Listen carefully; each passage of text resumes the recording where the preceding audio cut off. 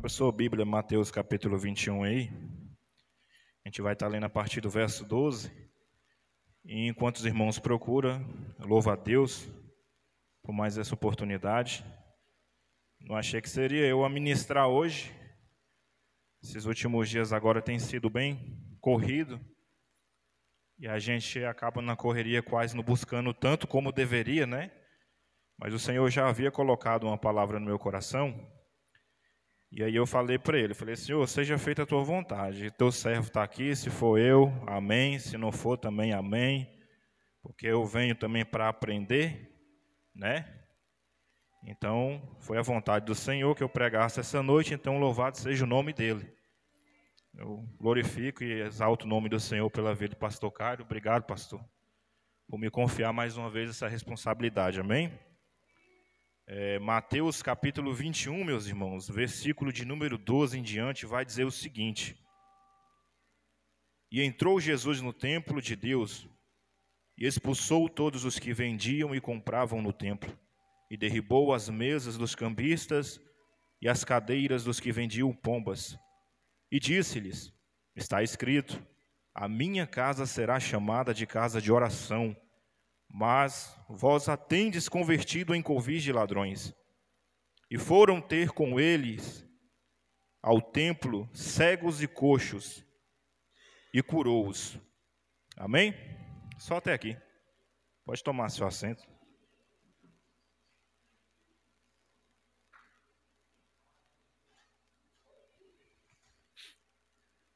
Meus irmãos, eu confesso que pregar sobre algumas coisas é difícil, porque hoje em dia a gente vê muito a imagem de um Deus sendo pregado aí fora, um Deus somente amor.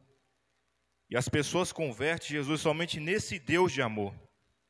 Então, quando a gente vai pregar sobre uma palavra até um pouco dura, a gente sente o peso, porque a gente sabe que há uma necessidade de ser falado sobre isso, e também que o diabo ele não se agrada. A gente sabe que a retaliação vem, e a gente sabe que o inimigo não brinca de ser inimigo. Então, o capítulo 21 de Mateus vai retratar a entrada triunfal de Jesus em Jerusalém. Mas a palavra vai dizer que assim que Jesus ele entra em Jerusalém, ele entra no templo de Jerusalém, que ficava ali no monte em Jerusalém. E quando Jesus ele entra, a Bíblia vai dizer que ele se depara com um comércio dentro do templo.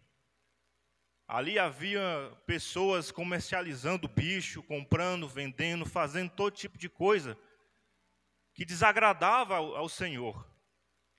Então, muitas pessoas pregam Jesus somente como um Deus de amor.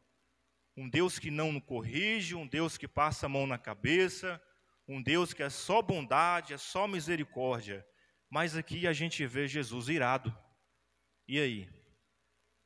Aqui a gente vê Jesus em uma situação onde ele se ira e ele vai colocar por terra a mesa e as cadeiras daqueles que vendiam e compravam dentro do templo.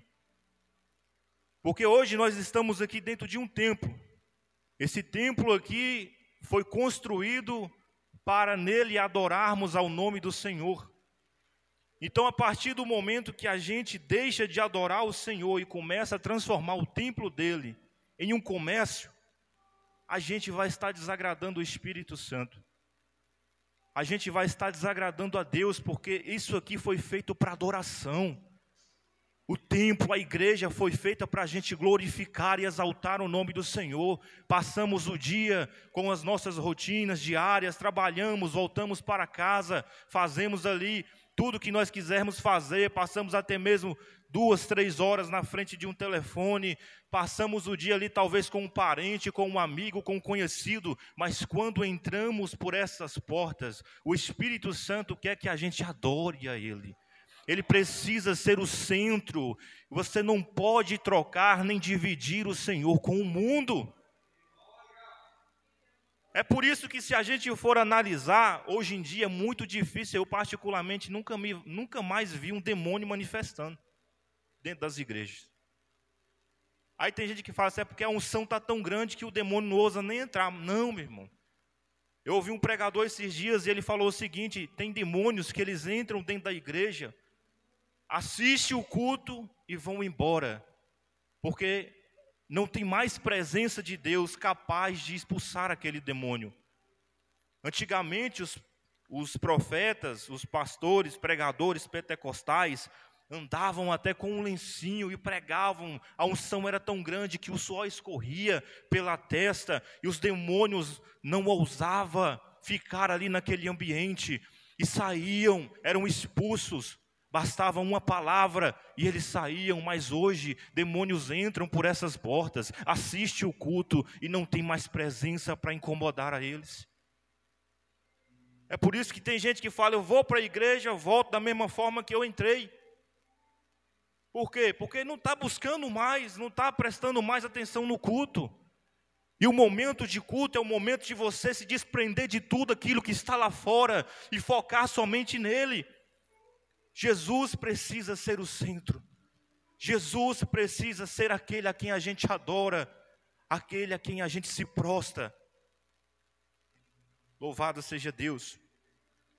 E aqui a gente vai ver um Deus no momento de ira. Louvado seja o nome do Senhor. Glória a Deus. E as pessoas pregam Jesus aí fora somente aquele Deus que tudo bem, você pode fazer o que você quiser. Tudo bem, você cometeu um pecado, não vai ser castigado, Jesus te ama do jeito que você está, Jesus só quer seu coração. É esse o Deus que está sendo pregado. Mas se a gente for para a Bíblia, a gente vai ver que quem mais pregou sobre o inferno na palavra foi Jesus. Jesus foi aquele que te disse assim: se a tua mão faz você pecar, corte-a fora, porque é melhor você entrar no reino com uma mão só do que ter as duas e ser lançado no fogo do inferno. O Jesus que muitos pregam somente que ele é amor, que ele é bondade, foi o mesmo que disse: vou mostrar a vocês de quem devem ter medo. Tenham medo de Deus e não dos homens, porque só Deus pode matar o corpo e lançar a alma no inferno. Louvado seja Deus. Foi o mesmo Deus que trouxe um discurso que muitos depois desse discurso abandonou. E aqueles que ficaram, ele olhou e disse: se vocês quiserem ir, pode ir, porque do meu lado eu quero adorador, do meu lado eu quero aquele que se entrega, do meu lado eu quero aquele que busca, quer ir, pode ir. Aí Pedro vai dizer: para onde iremos? Não tem lugar, somente o Senhor tem palavra de vida eterna. Somente o Senhor tem essa palavra que é capaz de nos salvar, que é capaz de nos libertar do pecado. Aleluias. Então, quando Jesus ele entra dentro do templo e ele vê que o templo havia sido corrompido, ele expulsa aqueles que compravam e vendiam. E ele vai dizer: está escrito que a casa de meu pai será chamada de casa de oração, mas olha o que vocês estão fazendo, transformando ela em um comércio, em covil de ladrão. E tem igrejas aí, meus irmãos, que para você sentar em um banco aqui na frente, você precisa pagar, você precisa comprar ali uma rifa e você vai ter ali o assento especial. Até para você sentar e assistir um culto, você precisa pagar. Para você fazer qualquer coisa, você precisa liberar um valor, você precisa chegar com antecedência, você precisa fazer tudo. Eles estão dificultando tudo. E nesses templos aí Jesus não habita. Porque se ele entrar, ele vai fazer igual ele fez aqui. Os dons não estão sendo mais manifestados dentro da igreja. As pessoas não têm sido mais curadas, é muito difícil você ver cura hoje em dia. São poucas as igrejas onde você vê cura, onde você vê um paralítico andando, onde você vê um cego enxergando, onde você vê um mudo falando, câncer sendo colocado para fora. O nosso ministério, a gente já viu muito isso acontecer, porque aqui é um lugar onde a gente busca a presença de Deus.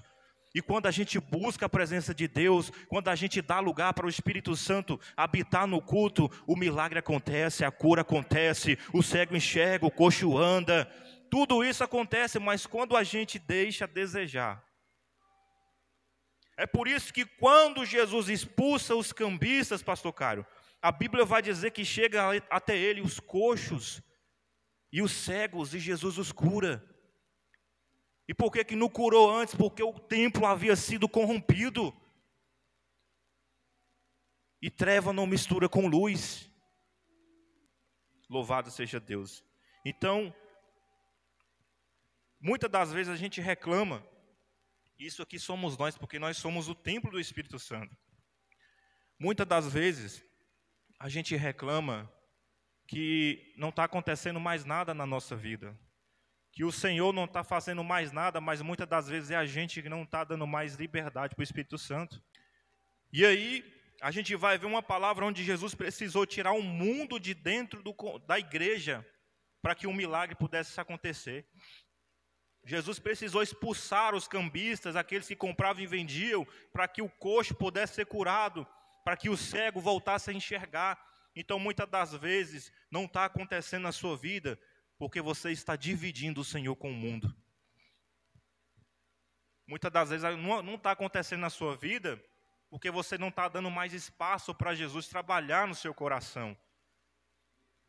Então, se você quer que o milagre volte a acontecer na sua vida, você precisa da liberdade para o Espírito Santo de Deus trabalhar no seu coração.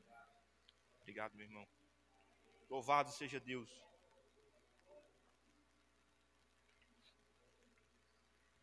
Então Jesus ele tem esse cuidado, por quê? Porque quando ele vê que o templo está corrompido, ele expulsa aqueles que compravam e vendiam, e depois ele vai falar, porque a casa de meu pai é um templo para ser adoração, é para oração, não é para isso aqui não. Então muitos vão dizer e falar bem assim, mas Jesus é aquele Deus que só, tudo bem, você pecou aqui, mas tudo bem, não tem problema, continua na caminhada, ou igual muitos falam, Jesus só quer seu coração. Mas a gente vai para a Bíblia, a gente vê um Deus, no momento, eu fiquei realmente analisando muito essa palavra, e eu vi que muito o Senhor se indignou com isso. Jesus se indigna com isso. E a gente precisa, meus irmãos, no tempo que a gente está vivendo agora, a gente precisa realmente analisar a nossa vida. Qual tem sido a nossa prioridade? Será que Jesus está como prioridade na nossa vida, ou será que a gente está dividindo Ele com o mundo?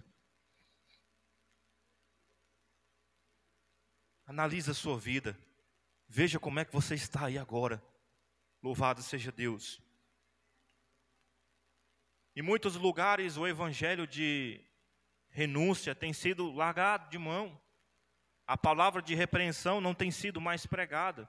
Hoje foi muito bom, a gente ouviu muita palavra aqui de milagre, louvores aqui abençoados, testemunho abençoado do pastor Cário.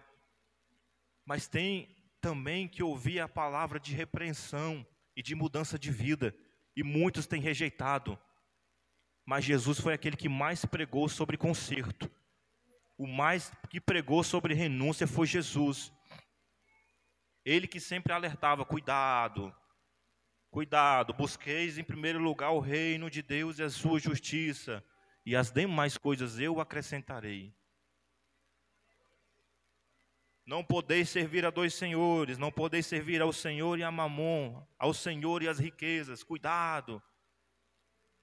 O mesmo Jesus também alertou tantos discípulos que andavam com ele, cuidado com o fermento dos fariseus e dos saduceus, que era doutrina que era ensinada. Então Jesus ele tem esse cuidado conosco. E hoje ele está dizendo para a gente o seguinte, toma cuidado com o que você está fazendo, como você está levando a sua vida. Eu não aceito dividir você com o mundo. Jesus não aceita dividir você com o mundo. Então ele está dizendo para mim e para você essa noite, você quer que o milagre aconteça? Muda de vida. Você quer que a sua vida comece a alavancar, as coisas que estão travadas comecem a destravar? Dê espaço para o Espírito Santo. Porque enquanto você não tirar o mundo de dentro do seu coração, isso aqui é para nós, meus irmãos, o templo aqui somos nós. Nós somos o templo do Espírito Santo. E nós precisamos olhar para dentro de nós e ver tudo aquilo que a gente está dividindo com o Senhor. Então, se você quer que o Senhor trabalhe na sua vida, dê espaço para Ele trabalhar no seu coração. Amém? Então, que o Senhor possa te abençoar. Uma rápida palavra. Mas eu tenho certeza que ela não voltará vazia. Amém? As palmas glorifiquem o nome do Senhor.